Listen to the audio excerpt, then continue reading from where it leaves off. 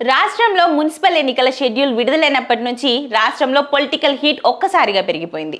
రాష్ట్ర ఎన్నికల సంఘం ప్రకటించిన గడువు ప్రకారం నామినేషన్లు దాఖలు చేసే ప్రక్రియ శుక్రవారం సాయంత్రంతో ముగిసింది. చివరి రోజు కావడంతో ప్రధాన పార్టీలైన కాంగ్రెస్, బీఆర్ఎస్, బీజేపీ అభ్యర్థులతో పాటు స్వతంత్రులు కూడా భారీ సంఖ్యలో నామినేషన్ దాఖలు చేశారు. పలు చోట్ల అభ్యర్థులు తమ బలాన్ని ప్రదర్శిస్తూ భారీ ర్యాలీలు, డప్పు వాయిద్యాల మధ్య తరలివచ్చి నామపత్రాలను సమర్పించారు. ఇక అభ్యర్థులు సమర్పించిన నామినేషన్లను ఎన్నికల అధికారులు ఈ రోజు శనివారం జనవరి 31న క్షుణ్ణంగా పరిశీలించనున్నారు. ఈ నామినేషన్ల పరిశీలన ప్రక్రియలో అభ్యర్థుల అర్హతలు, వారు సమర్పించిన అఫిడవిట్లను, ఆస్తులు, అప్పులు, ఇతర డాక్యుమెంట్లను అధికారులు తనిఖీ చేస్తారు. ఏవైనా తప్పులున్నా లేదా నిబంధనలకు విరుద్ధంగా ఉన్నా ఆ నామినేషన్లను తిరస్కరించే అవకాశం ఉంటుంది. దీంతో తమ నామినేషన్ ఓకే అవుతుందా లేదా అని అభ్యర్థుల్లో ఉత్కంఠ నెలకొంది.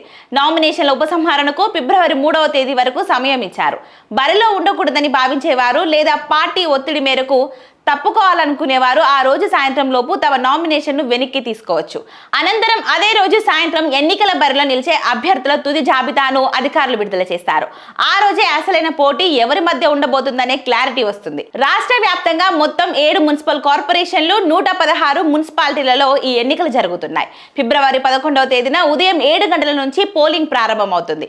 ఇక ఫిబ్రవరి 13వ తేదీన ఓట్ల లెక్కింపు చేపట్టి అదే రోజు సాయంత్రం లోపు ఫలితాలను ప్రకటిస్తారు. గెలిచిన వార్డు మెంబర్లు ఫిబ్రవరి 16వ తేదీన ప్రమాణ స్వీకారం చేస్తారు. అదే రోజు మేయర్, డిప్యూటీ మేయర్, చైర్మన్ల ఎన్నిక కూడా జరుగుతుంది. ఇక నామినేషన్ల ప్రక్రియ ముగియడంతో ఇక ప్రధాన పార్టీలన్నీ ప్రచారంపై ఫోకస్ పెట్టాయి. ఓటర్లను ఆకట్టుకునేందుకు ఇంటింటికి తిరుగుతూ హామీల వర్షం కురిపిస్తున్నాయి.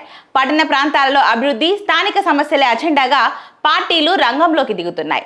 అగ్రనేతలు కూడా ప్రచార బరిలోకి రానుండటంతో వచ్చే 10 రోజులు తెలంగాణ మున్సిపల్ వీధులన్నీ రాజకీయ నినాదాలతో హోరెత్తనున్నాయి.